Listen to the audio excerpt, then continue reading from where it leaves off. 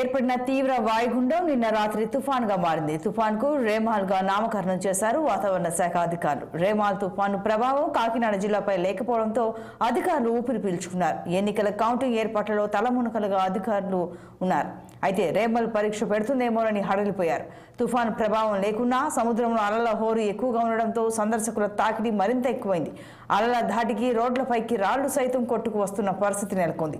దీని మీద మరింత సమాచారం మా ప్రతినిధి దురాని అందిస్తారు.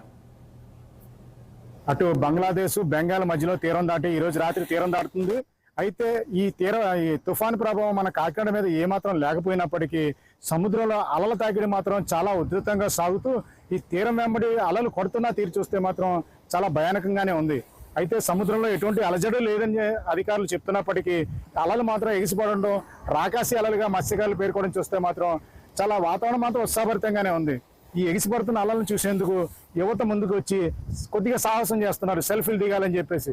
అయితే ఇక్కడ ముఖ్యంగా మనం గమనించాల్సిన విషయం ఏంటంటే సాగర్ తీర వెంబడి జియో2 పేరిట ఈ రోడ్డు రక్షణ కోసం కానీ ప్రాంత రక్షణ కోసం కానీ ఎన్నో రాళ్లతో పేర్చి వాటిని ఒక క్రమ పద్ధతిలో చేర్చడం జరిగింది.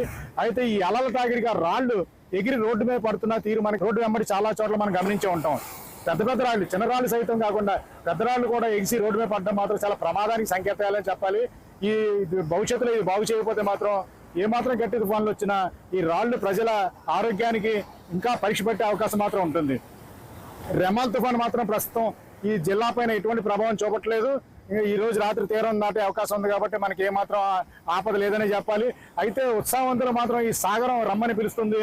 చాలా మంది వచ్చి ఇక్కడ ఈ అలల్లో అంటే రాళ్లపై నిలబడి అలల్లో తడుస్తున్న యువతను చూస్తే మాత్రం ముచ్చటగానే అనిపించిన కొన్ని దృశ్యాలు మాత్రం భయంకరంగా అనిపిస్తున్నాయి.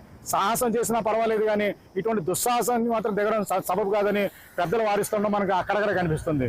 ఇటువంటి సాగర హోర్లో చూస్తుంటే ఈ కెరటాలు చక్కగా ఎగిసిపడుతూ ముఖం మీద కొడుతుంటే చాలా మంది ఆనందపడుతున్నారు.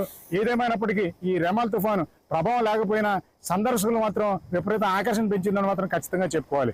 వీడియో జర్నలిస్ట్ చిన్నితో నదీం ఖందురాని, కాకినాడ.